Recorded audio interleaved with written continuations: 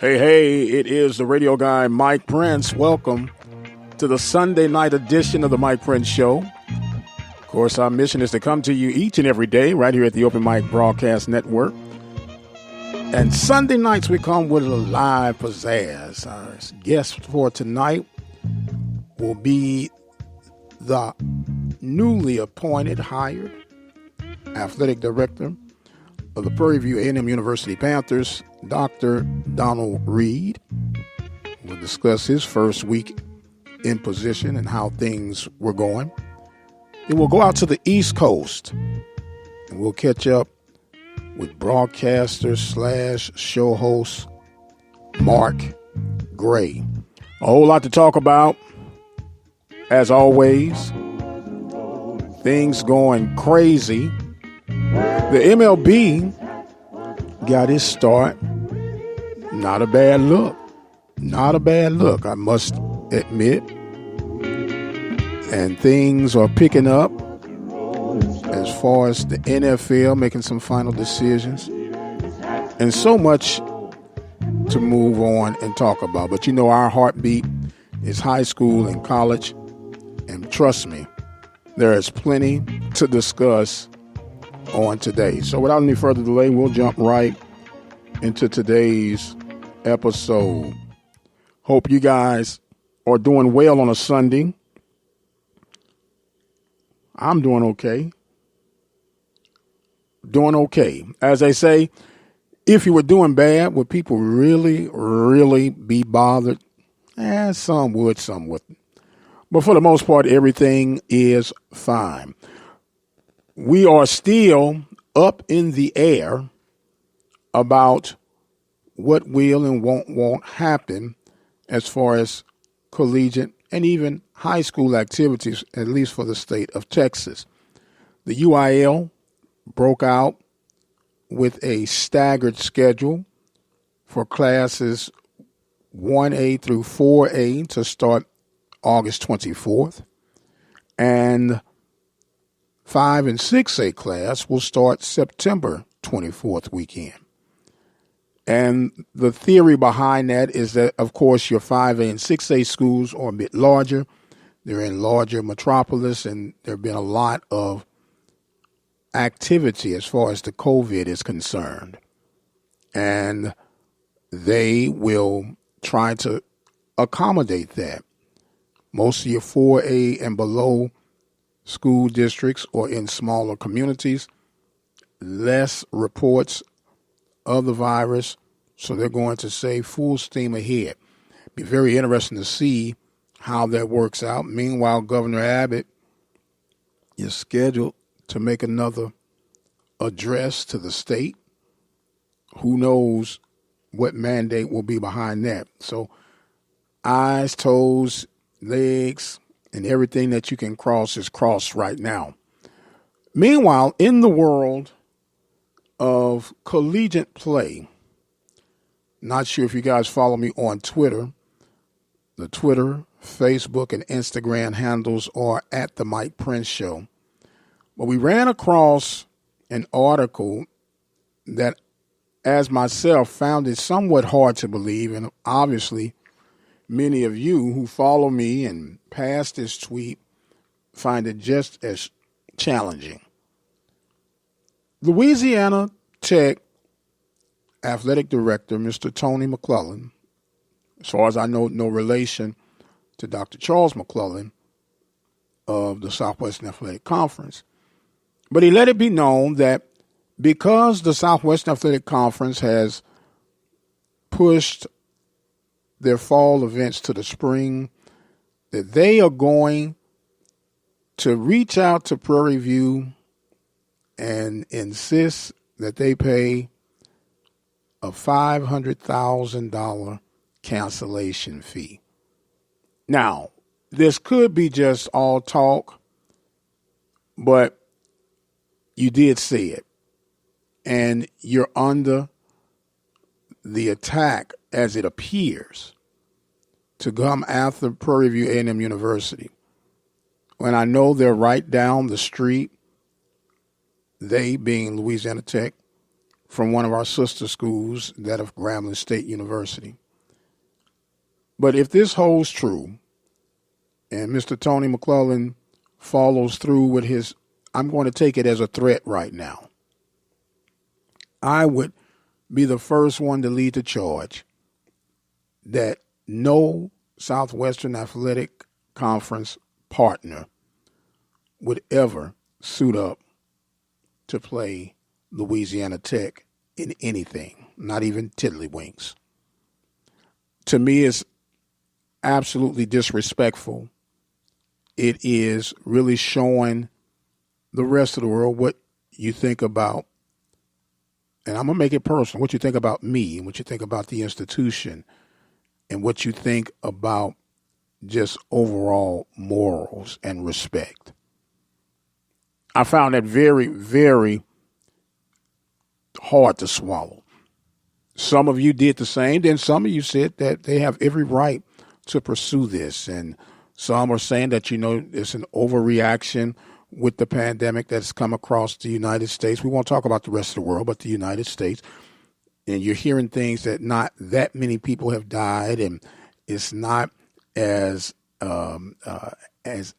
alarming as you would want us to believe. Some have even gone to say that the virus has a 99% survival rate. Okay. And they say all this is being blown out of proportion. But that's neither here nor there. We're going to take us a break, and we'll get ready to hear from our first guest scheduled for tonight, Dr. Donald Reed of the Prairie View A&M University Panthers. We'll take a break, and we'll be right back. It's to the Mike Prince Show Live, Sunday night edition. You want answers? I think I'm entitled. You want answers? I want the truth! You can't handle the truth! I have a greater responsibility than you can possibly fathom. You don't want the truth because deep down in places you don't talk about at parties, you want me on that wall. You need me on that wall. Join us for a daily episode of the Mike Prince Show right here at the Open Mic Broadcast Network.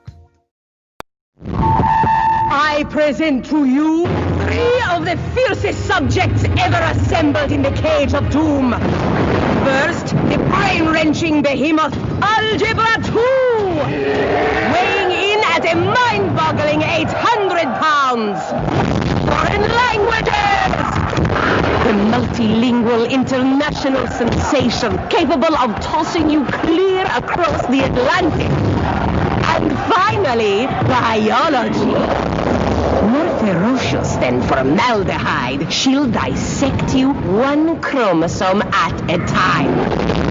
Who among you will step up to their challenge? Yeah, I'll do it. Me too. I'm in. Sign me up.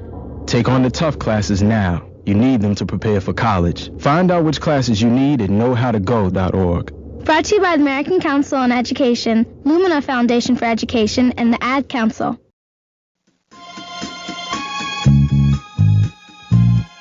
And welcome back to the Sunday Night Live edition. Mike Prince here with you. As promised, we have on the hotline the new athletic director for the Prairie View A&M University Panthers, none other than Dr. Donald Reed. How you doing, sir? And welcome back to the show. Oh, thank you, sir. I appreciate the warm welcome. Everything is well here. How are you? Man, you know what? I dare not complain. It's a Sunday, and I made it this far, and I'm just going to hold on to make it a little bit further. Yes, sir. I understand. Well, look, give us a recap, if you would. Your first week, got a lot of things under your belt, a lot of moving parts under the first thing. Was it what you expected? I knew you knew coming in that there would be some challenges, but you got hit into the fast lane pretty quick. Yes, sir. It's been a whirlwind 10 days, I believe. I started on a Wednesday, so a non-traditional start. It was a midweek start. However, things have been going very well. The staff has been very accommodating. Everyone's been very warm with their welcome and helped me with wayfinding, and I sincerely appreciate everything they've done to make my transition as smooth as possible. Okay. Do you have any other missing hanging parts that you need to go back to the East Coast for, or are all things settled in right now? There are a few things. We're still trying to sell our house in Western New York and getting the family transition down here. We have two that are in college, so they'll be going back to their respective universities here in a few weeks. And then the youngest and the wife will come down once we get everything settled on our house, as well as finding a location here. Okay. Now, what are your kids studying in college, if you don't mind me asking? Oh, no problem at all. Donovan Lewis Reed is our oldest child. He's a 20-year-old junior at Mercyhurst University in Erie, Pennsylvania, and he's an intelligence studies major. So he is interested in these public service area. He'd like to be in the FBI or Secret Service for his career path. So he's in that area. Our daughter is 18 years old, and she will be attending her freshman year at Colorado State University, and she wants to study exercise physiology. So, and then we have the youngest of the group. He will be starting elementary school here in the Houston area here in a few months, we hope. Okay. Now, the one at Colorado State, that area is known for volleyball. Your daughter wouldn't happen to be a volleyball player, would she? She is a volleyball player. She will not be playing at the university level. She wants to focus on her studies, but she's been playing volleyball as her mother did since she was 8 years old. Okay. Very good. Well, it's nice to hear that the family is getting situated, and obviously you have gotten situated, man. There have been some major decisions made the first few days on the job. And how were you brought up to speed with the changes that were going to be made? And did it all come as a whirlwind to you as you were getting the information of what will be? Yes, it's not necessarily a whirlwind, but it's been a constant flow of information because things are evolving and ever changing day by day and sometimes hour by hour. So just being prepared for a sudden adjustment or a change with regard to what direction we're headed in. Again, the staff has done a great job as far as preparing for change and adjustments. We have quite a few plans and preparation things. We're preparing for things rather in order to be nimble enough to adjust as efficiently and as effectively as we can around COVID-19.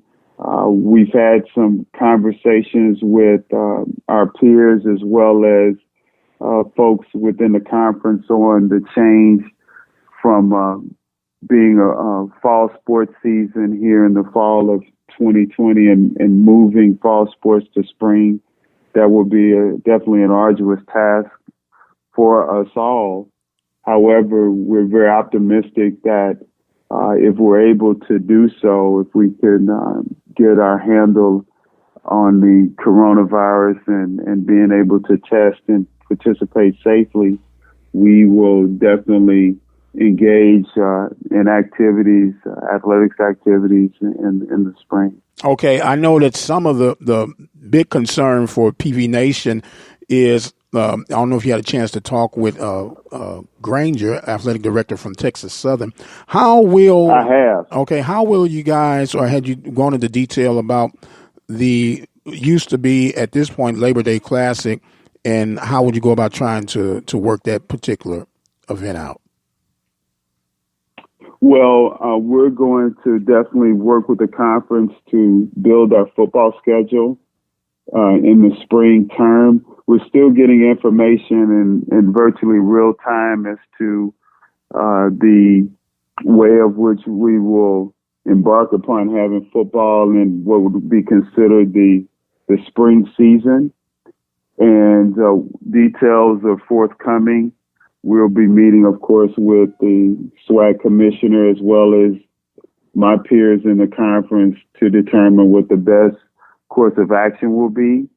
And then from there, we'll build a schedule accordingly and do our best to protect those traditional rivalries as well as the pageantry and the expectations that everyone would have around, who will play and when. Okay, we're talking live right now with Dr. Donald Reed of the Prairie View A&M University Panthers, the athletic director. 10 days under his belt, and things are coming and hitting like a whirlwind. Now, do you mind if we say Doc Reed? No problem at all. Okay. That's fine. Doc Reed's fine. Okay. Now, and you know what? I forgot to ask, what did you get your doctor's studies in? I have a doctor of philosophy in education and organizational development. Okay. From New Mexico State University. Okay, very good. So, Doc, it shall be. So I just didn't want to appear to be inappropriate. Now, Doc, with everything that has been going out, and I'm pretty sure that you may have gotten wind according to the story that they were going to be reaching out, and they being Louisiana Tech and their athletic director, Tony McClellan. Have you heard anything from him in regards of the game that had to be canceled due to the decision made by the conference office? Yes, I have. We actually spoke this afternoon, and he definitely clarified what was in the article. It was not addressed. He was not addressing us at all. Our game was not intended to be a part of that dialogue, and he made that very clear in our conversation. And he wanted to make sure. He actually reached out to me. He got my cell phone number from our conference commissioner, and he reached out and he stated that that was not intended to be a conversation about Prairie View A&M University. It was more about the trend that's been going on with what's called the P5 FBS schools changing their schedule in order to just play conference games. We're a lot different in that we have decided as a conference and as institutions not to participate in football in the fall. So that would preclude us from having any issues around scheduling during fall competitions, because we are moving our operations for fall sports to the spring of 2021. And that's what he told you? Yes, sir. Yes, sir. We had a great conversation. I really thanked him for reaching out. I would have done so, but did not have the phone number of which to reach him. But he made an effort to get my number, and we had a great conversation. And we're looking to, at some point, re-engage them in conversation about potentially playing later on this decade. Okay. Have you had the opportunity to read that article that he was referring to? Yes, I did. I did read it. I read it yesterday afternoon. Okay. Well, I had a hard time swallowing that. But if you say go ahead. Yeah, I really believe him. I've come across Mr. McClellan at different events and athletic directors conferences, and he's, from my vantage point, been a stand-up person and someone with integrity. So I believe that he was speaking accurately during our conversation, and he was very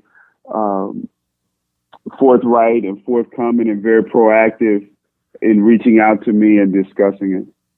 Okay. Well, I'm going to have to trust your gut feeling on this one, Captain, because he okay, I'm gonna move on. I'm gonna move on because I really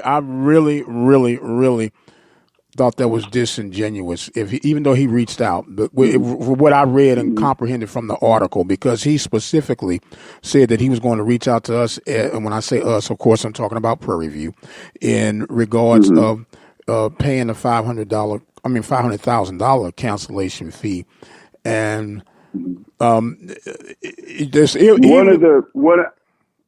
of the nuances I just want to share is because we are no longer competing as a conference in the sport, it would be difficult to pursue any type of recourse because we're no longer participating not only in football, but in all of our fall sports. So that was a decision made by our conference. So it's hard to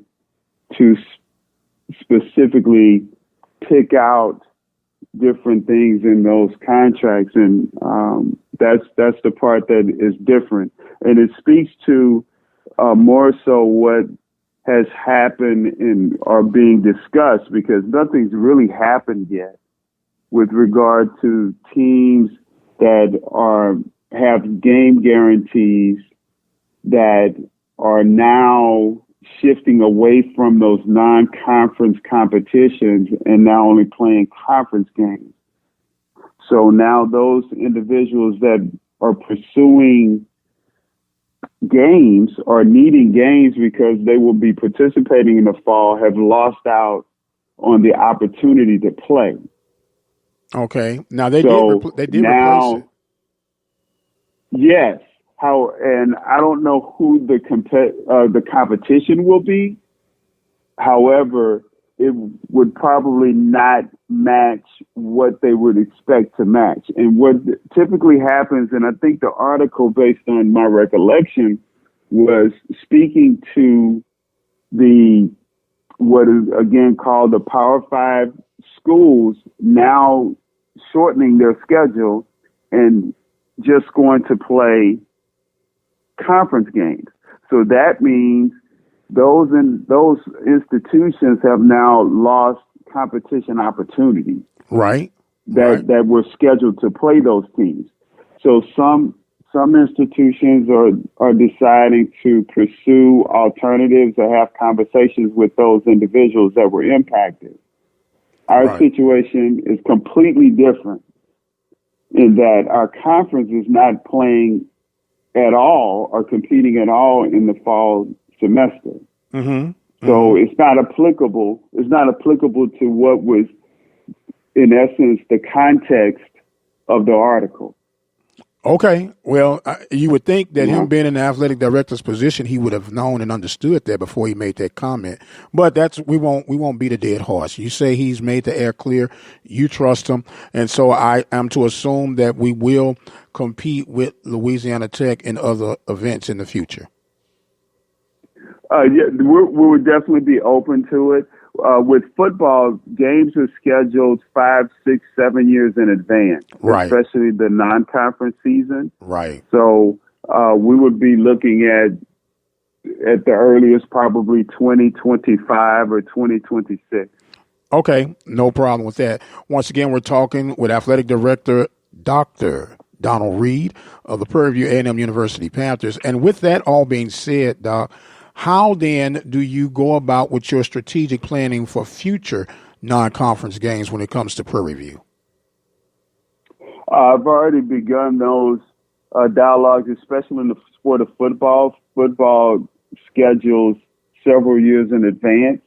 So I've had conversations with Coach Dooley as well as folks in the industry about scheduling football games in the future. I'll have more information to share as things evolve, but those discussions are being ongoing for the next several months in order to solidify the schedule moving forward. Okay, and I know we're running out of time because you have a scheduled event. With your first 10 days underneath your belt, I know you had a plan of action.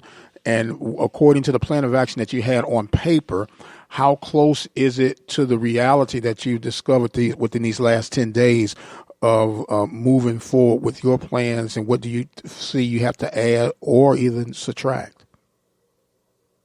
I would say we're pretty much on schedule. Of course, there's some difficulty, especially with where we are with coronavirus, and it's also summer months, so people are at home. We're doing a lot of things via Zoom and phone calls. So, but things are right on target with regard to my first 20 to 30 days of my plan is to get to know everyone on staff and how I can begin to help them with what we need to prepare for once campus opens again and we begin having our student athletes come on board.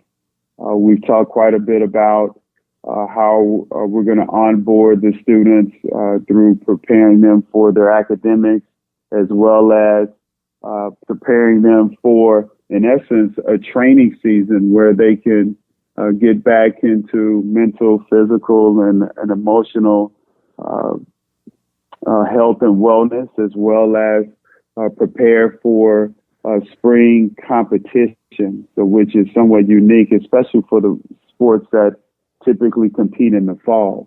So we've talked quite a bit about the return to campus safe plan to make sure that our students are safe coming back to campus, and then making sure we have the proper services and care available for those that need the support from an academic as well as a wellness standpoint, and also an athletics competition standpoint. So all of those things are ongoing. And again, our staff and the university as a whole has embraced me and really helped me with my transition from human resources to academic affairs to our human resources area. Our Prairie View Foundation has reached out to me. So I feel very, very excited about the future of not only Prairie View athletics, but the university as a whole. Absolutely. That's very good to hear. And with the return of the students, do you have like some designated, I guess the proper word would be quarantine zones? I know other campuses have designated up to 140 rooms. Have you designated that for the players or the student athletes, and some of the testing plans? Were you able to share that at this moment? Yes, we have plans, and we're coordinating everything through our university health services area. And Dr. Moore and her staff have been very, very helpful and very, very good partners and great individuals that are going to help us with the onboarding of all of our students. And our athletes are part of the student body, and we will definitely follow the guidelines that are set forth by Dr. Moore and her staff. We also have done our due diligence from a sports medicine standpoint, and our sports medicine director has done a great job with the planning for our students to return safely onto campus, as well as safely return to athletic activity. Okay, very good. And our final question, I know that you said that football would be a little bit more stickier part to maneuver, but I know you got to be working now on scheduling some of those basketball games between Prairie View and University of Buffalo. How soon we going to get that, Doc? Well, I talked to my counterpart in the athletic director's chair there, as well as the head coach there. And I know Coach Smith would love to see the frozen Niagara Falls. And it's really an interesting thing because during basketball season, most of it is frozen, but the water still flows. And it's a fascinating deal in December. So we've already discussed that. But we would have to play at least 3 games. I told Coach Weitzel that we would come to play up there, but we'd have to play Canisius and Niagara in order to get our bang for our bucks. Okay. Well, I'm pretty sure you guys can make that happen, huh? Oh, yes, sir. And basketball is quite a bit easier to schedule than football. They don't schedule as far out as football does. Okay. So I would imagine we might be able to get it done here in the next couple of years. Oh, man, 2 years, Doc? Come on, man, pull some strings, man. Pull some strings. Well, I will say this. There'll be a lot of games available. Basketball has a lot more games available of which to play, so it's easier to maneuver. Football, you typically only have 2 to 3, in essence, non-conference games, depending on how things shake out. But basketball, both men and women, are a lot more accommodating. Okay, so maybe you can get even a bigger bang for your buck. Just do a 2-for-1 special, men and women's basketball going on the East Coast tour, and have that round robin taken care of. How'd that sound? Hey, I love it. I love it. Now, you're going to have to get your boots and your coat out when you accompany us on the trip. I have no problem with that at all, sir. I'm from Missouri, so I keep some boots on standby. Okay. Well, look. That's great to know. Yes, sir. We thank you so much for joining with us on tonight. I know you had some scheduling things and you did some maneuvering. I appreciate that very much. And happy Sunday to you, and continue on your journey. You, sir. All right. Thank you again. Right. Thank you. All right. Go Panthers. Go Panthers it is. Dr. Donald Reed, Athletic Director of the Prairie View A&M University Panthers, seeing us through. Now, he talked in detail about Mr. McClellan reaching out, and some of you were hot. As they say, hotter than fish grease on a Friday night. But that's neither here nor there. You heard it straight from the source that they have ironed out what needs to be ironed out. And with that being said, we'll trust the process and make sure that everything is everything. We're going to take us a break, and when we come back, we'll have more of the Sunday Night Live Mike Prince Show. We're going to hear from Mark Gray, broadcaster / show host. We'll hear what he has to say about his beloved Washington football team. Can't call him the other name anymore. I don't want to get in no trouble. Keep it where you got it. We'll be right back. You listen to the Mike Prince Sunday Night Live edition on the Open Mic Broadcast Network. You're looking to expand your business or services? Let the Open Mic Broadcast Network help lead the way.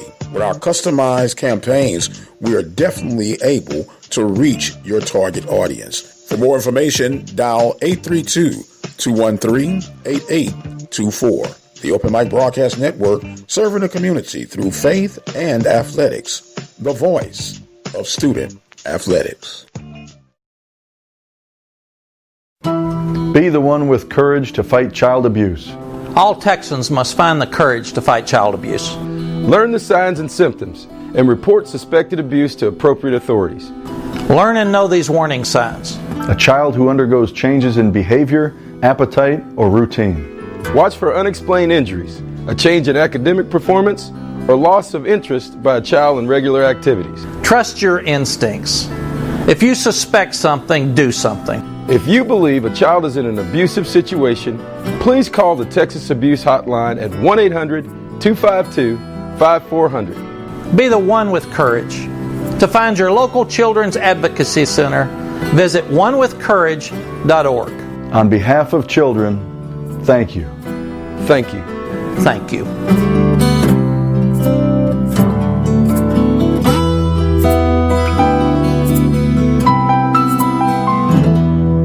Hello, I'm Dr. Mike Prince, the pastor of the Temple of Refuge Ministries located in Prairie View, Texas. I am extending a personal invitation to you to come and worship with us Sunday mornings, 10 a.m. Central Standard Time. Simply dial 857-777-0000 and join us for our morning worship. In the event that you miss us live, you can always go to our on-demand center at 720-721-1558 to listen to our latest sermons and Bible studies. Temple of Refuge Ministries, where we're building the kingdom, one soul at a time. Numbers to dial again for our live sermons, 857-777-0000, and on demand, 720-721-1558. Be blessed. We'd like to recognize sponsors.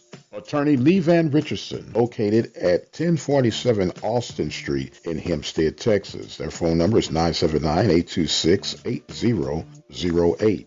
Diva Skin Conditioner, located at divafeet.com, D-I-V-A-H feet.com. Their phone number, 903-270-0026. Prairie View Athletic Club, serving student athletes since 1986. Their phone number is 936-857-5817. Temple of Refuge Ministries, located in Prairie View, Texas, at 45372 Old Highway 290.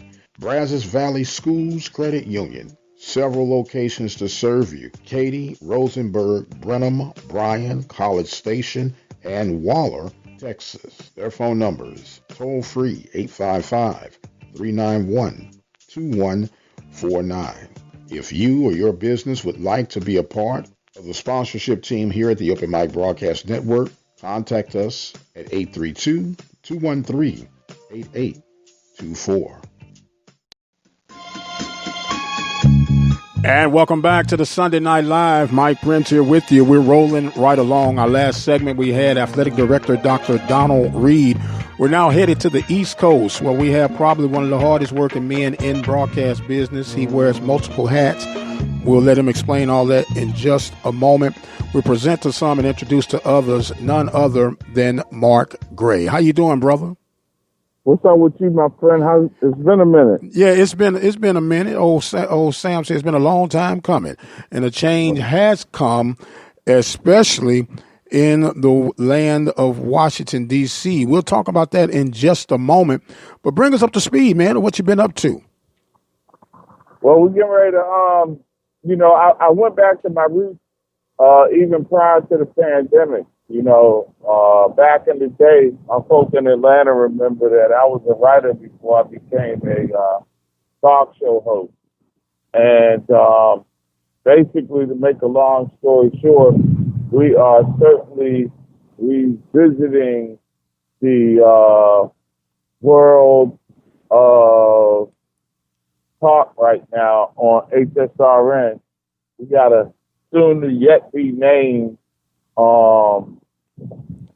podcast/streaming radio program that's going to launch on or about the 17th of August. Normally we have been doing live events as we prepare for football season. But since there's no football season, I'm getting back into the talk radio days. Some people may remember the days of me on ESPN radio, Sirius XM, MLB. So we're going to mix the sports with some news and some with a lot of news, quite frankly. A lot of news and politics early. I mean, you can't go wrong. But this is a life-changing election, man.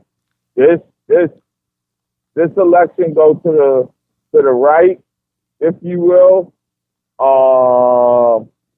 It could mean death to us all. So you gotta get out there. You gotta make your voice heard. You have to vote, and we definitely encouraging everybody to vote. You know what I'm saying? And we got to fix this madness. So we're gonna be talking a whole lot of that, man. It's gonna be a Renaissance Mark Gray until we can, get set for SWAC football again. Because the fall ain't complete without a few stops that you make. And I know for me, the one road trip that I look to all the time is New Orleans, Thanksgiving weekend. And to know that that's not going to be there is very disappointing. But you got to do what you got to do. And so that's what we're going to do. So check us out, hsrn.com, and download the mobile app. All right, very good. We're talking with Mark Gray right now, and I love the fact that you say you're going to go to the Renaissance, Mark Gray, and that's the beauty about this business. You got to be diverse. You got to be able to move on the fly, and you can't forget the one that actually opened the door for you. And sometimes, as my grandmother would say, you don't reach back, but you reach back and pull out some of those old nostalgic ways of getting things done and continue to move your cause down the road. Yeah, it's funny. The game don't change. It's just the technology that you use to play it. You Absolutely. get more gas. You get more opportunities to be immediate with it. But at its core, when it comes down to, that geek stuff that only those of us behind the scenes know is, broadcasting semantics or whatever.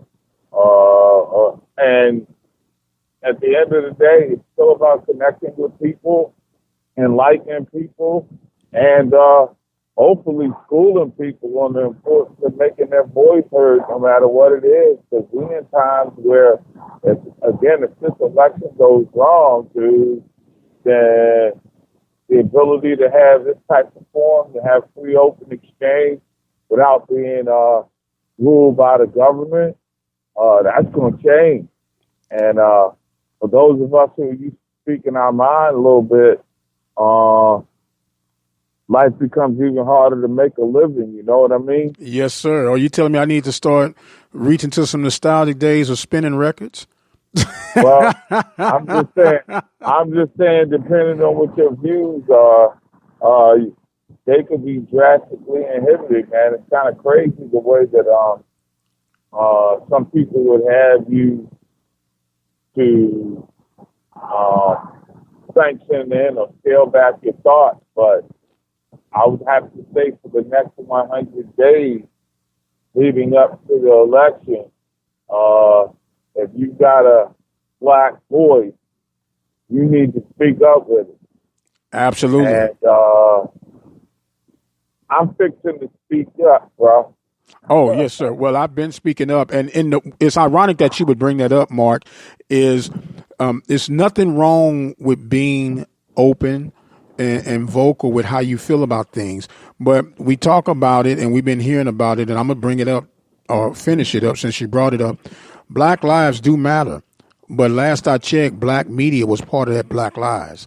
And, and we need to be supported not by just select people, but all people, but especially for the people that you're reporting and having a voice for. And if we're really going to be about the business, we shouldn't have to make the Macedonia call and quote unquote beg you for donations, underwriters, and support. You should see the value that we're bringing to the table, okay, that other entities dare not bring to the table. And I know you used to work for one of the big conglomerates, and we're not going to dogpile on the rabbit. But, several. I got 3 under my belt. Right. You know, and so we know what the real deal is. But if we really going to let the rubber meet the road, this is the time to unite. This is the time to come together in support of black media, support of HBCUs. And we've been seeing a lot of wonderful game-changing moves being made, but we don't want the movement to just be a moment. We got to be consistent from A to Z. And it starts with platforms like what you guys are offering, what we're offering, and many others are offering throughout the country. Well, you're absolutely right. You know, black media got to step up and represent, and people got to support it. You know, I mean, just think if you donate, if you like something, in there. That's all I'm saying. Oh, you went out just for a second. You went out just for a second. You said if you got something and it went out. I'm sorry. I said if there's something that you like a whole lot, and it only costs you, say, an hour per month. An hour. I mean, or $1. I'm sorry. $1 a month. 99 cents. Wouldn't that work for you? I mean, yeah. Isn't that a worthy enough investment? Yeah. Isn't that a win-win for both sides? Yes, I mean, sir. if you get $250,000 a month based upon 250,000 people that like your stuff and give you $1, you pay your bills. Yes, sir. Yes, sir. $12 a year. $12 a year, man. I ain't asking for much. Hey, you preaching to the choir on that one, brother. We're talking right now with Mark Gray, the diverse background writer, talk show host, and even got some good mic skills on play-by-play. We've had the luxury of working at SWAC basketball tournaments, some football games, and other ventures. And it's leading me to one of your biggest passions, man, and a lot of people that know you on the East Coast know your love and passion for what is now known as the Washington football team. And I know Snyder had been under the gun for quite some time now. There was a survey that was taken, I want to say about 4 or 6 years ago, where it said the Native American didn't have a problem with the name of the Redskins, but now it has come back to the front line. How are you and some of the people that you run with embracing this new change? Well, first, problems going on in the country right now, and a freaking name change for a football franchise. I mean, let's be real for a second. Daniel Snyder's been the worst owner in the history of the franchise, not named George Preston Marshall. Let's just go ahead and get that out the way. And for those of you who don't know who George Preston Marshall was, he was the noted segregationist until about a month ago, who had a statue outside of RFK Stadium held on to not wanting a black player until they had to make a trade, and they traded. Well, Cleveland wanted Ernie Davis. Oh yeah, and they wanted to team him with Jim Brown, which made Bobby Mitchell expendable. And Bobby Mitchell came. It was the last, and they were the last team to integrate, not because he wanted to, because he had to. So when you know the history and you balance that with it being the first team to give a black quarterback a chance to start the Super Bowl and he won it, it's a real interesting, emotional place to be if you're a black burgundy and gold fan. All right, let's just get that emotion piece out the side. To the point about Snyder, in 20 years, never have we seen a value be debranded as bad as it is right now. So this was clearly not anything moral or ethically wonderful. This was about, a bunch of people who were tired of his crap. And I'm talking about money people that were tired of his crap and not seeing a victory return on their investment. No team in the NFL loses money. We all know that. But what bothers me about the whole scenario is people are caught up in the wrong stuff. Just because you change the name and move in a direction, and what does that fit? You still got an undercurrent of sexual harassment. These are new allegations or allegations from the past that came up.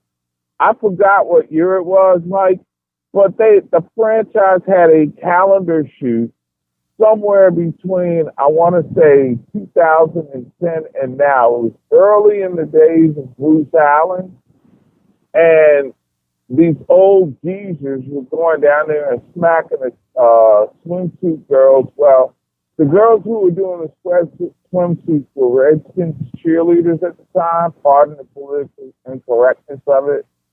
And they got, they made a big stink about that, and then it went away. And, Snyder's been notorious for doing very impersonal, I should say personal things towards people. There's a legendary story about how after a long road trip, he didn't like the fact that former defensive coordinator Mike Nolan was playing a pretty basic two-zone defense. He thought it was vanilla. And when they came back from a long West Coast road trip, I want to say Seattle, but at this age, everything runs together. Mm-hmm. They got back to the park at about somewhere between 4 and 6 a.m. Nolan was trying to struggle his way into the office to get his keys out, and he steps into this soft package it turned out to be a half gallon of vanilla ice cream. Just to make a point that you're playing vanilla defense. So Snyder's had some stuff. And then you look at where they were when he bought the team in like 99, 2000 and forced Jack Kent Cook's family out. It was despite the freak show that was going on. You remember, we're the team that gave you the Hogs. We gave you Riggins. You know what I'm saying? Right. There was Chatty Joe Theismann, the last of the front kickers, and Mark Mosley. I mean, it was a team full of characters, man. We didn't even talk about Hall of Famers like Darryl Green and Art Monk that were all around there. Right. So it was a team that always had personality, but they won. And things weren't ever the same after Joe Gibbs 1.0 left. But what Snyder has allowed to happen is just a reckless disgrace. And, you know, I got to temper myself because I'm covering that story. But the fan in me wants the sexual assault charges to take the team away from Dan Snyder. As a burgundy and gold fan, you know what I'm saying? I got you. You know, coming in and force the hand like you. Did we lose him? Okay, you went out just a second. You got me now? Yeah, I got you now. Okay. So I'm getting into a neighborhood with but the more is no name change. Okay, we lost him again. You said no name change. Yeah, I said no. There is no name change to me that's going to change the fortunes of the franchise. I know one of the name changes that they were playing with were the Red Tails in tribute to Tuskegee Airmen. So you would think that would be all in tongue in cheek. No, they're considering it because you got a sizable vocal black population around here that don't give a damn about what white folks think. I mean, let's be real for a second. There are things that you can get away with in the DMV as an outspoken African American or black person with a big mouth, depending on how you want to look at it, that you can't do around the rest of the country. And it is being heard. So you got a sizable contingent that want the Red Tails.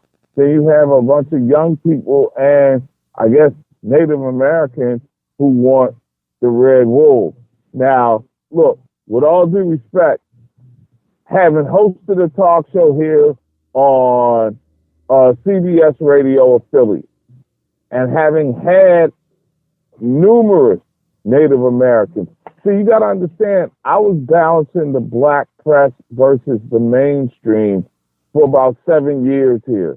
You know, you work at Radio 1 and you have your talk show there, and then you move to CBS radio. You on both sides of the spectrum. Right. The Radio 1 side and the Afro-Americans were well ahead of the curve of not using the proper name of the franchise. And it must be clear that the black press took the lead on that in numerous places around the country. I just happen to be at two of those spots, you know, that were owned by, you know, the great Kathy Hughes and I guess the Murphy family. So we talking about black media communications royalty. That's what we're talking about here. And they led the charge, hey, look, we're not going to use the proper name. So I come from that background. I go to mainstream. White people thought I was making a political statement, but I'd been just programmed, you know, to move away from saying Redskins to using burgundy and gold, unless there was no way I was writing it to get around the use of the proper name of the franchise. You know how it is. It affects your copy when you're in the middle of writing a story type thing. So was really, commendable, and certainly in this area, that's something that people have been doing for quite some time. So to us who are, I guess you would call us real ninjas, if you will. Yes, we had sir. long since said,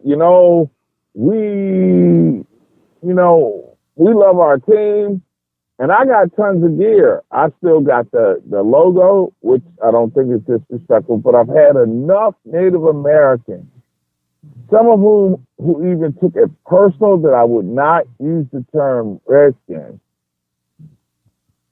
Took it personal. It's a really interesting story, but my philosophy had always been personally, and I know I'm rambling a little bit, but there's so many layers to this story right now. The bottom line is that name would have still been on the franchise if FedEx and the people who are on the board hadn't started threatening to take their money away. When they started pulling gear in places like Walmart and sporting goods stores, with the team's name on it, it got real pretty quick. And it just shows you the power of the mighty dollar. So when it gets to that point, you get no point from me. What you must do now is hopefully you've hired a coach in Ron Rivera that's going to win some games. Because if that blows up, then he may lose the rest of the generation that doesn't know the football that I grew up on, which was wonderful times and great moments. And we'll be purged to being what? I don't know. One of the worst teams in the league, which is where we are right now. Well, I'm pretty sure the Buccaneer fans would argue for that title right about now, but I do understand. No. They got Tom Brady right now. They got him, but what Tom Brady is worth right about now, that begs to differ. But we know that. I get you though. I feel you 100%. Now you said something that just struck an interest, at least from my point. You said some Native Americans took it personal in a negative way or a positive way about choosing not to use the name other than the burgundy and gold. Oh yeah, they thought I was playing the game political. They didn't, it wasn't like I offended them to the point where it went off the top, but they were like, it's an honor to have that name. They had their reasons for it to be honoring because of, skin color and all that kind of stuff. And I was like floored. I was like, for real? I was like, well, okay. I said, and I tried to make it where, I think with Native Americans, what you got to understand and everybody else has to understand, without me trying to be a burgundy and gold apologist, okay? Be clear, that you can't paint Native Americans with the same broad brush that white America wants to paint Black Americans with. You feeling me? I'm saying that oftentimes white people think if you're the only Black guy in the room, you speak for all of Black America, right? And you don't. Right. And there's a diversity of, and really, I would hope that the Hispanic community starts taking ability for their role in race relations here too, and being that person in the room that step up, state your case, and you got to realize that in many respects this is their 1960s. Yes. Let's be clear about that. Somebody, and that was a great thing about being down at Black Lives Matter Plaza during the demonstration. It was fascinating to see the diaspora of people of color that were feeling the pain and now coming to realize that the for us is real. Absolutely. Period, point blank. And there have been some generations where their elders had painted a perception that we were making excuses for things that where we came up short on, when in truth we weren't making excuses that were reasons, and the reasons are two things that have become catchphrases: white privilege and systemic racism. And so now the same things are happening to that community as well. Yes, sir. Yes, sir. Well, you know what, brother? You done got me to the top of the hour. Real quickly, Mark, if you could, let people know how they can get in contact with you and follow your work, man. Follow me on social media at The Sports Group. One word, at The Sports Group. That's Facebook, Twitter, and Instagram. All over the place. In Zoom chat with people of consequence. Got Howard's president on. Dr. Frederick's pretty interesting, man. Holding things down during the coronavirus and handling things as me at Council of Presidents. So hit me up soon. Got to talk about the Florida takeover by the SWAT. Boy, that's we got to get you coming back, man. Unfortunately, we've backed up to the hour where we got to exit stage left, but promise me that we're going to get together real soon. We can have part 2 of this conversation. Is that right? That's all good about me, bro. All right. Mark Gray dropping knowledge on the history of the Washington Maroon and Gold. I like that. I'm very burgundy and gold. Burgundy and gold. He say, don't get it twisted. Burgundy and gold it shall be. And we're going to definitely get back with Brother Gray. We want to thank you guys for joining in with us on tonight. Our guest, Athletic Director, Dr. Donald Reed, and, of course, Mark Gray. I am the radio guy, Dr. Mike Prince. The time on the wall tells me that's all. I must exit stage left. But until the next time, you guys be blessed, and we'll see you on the other side.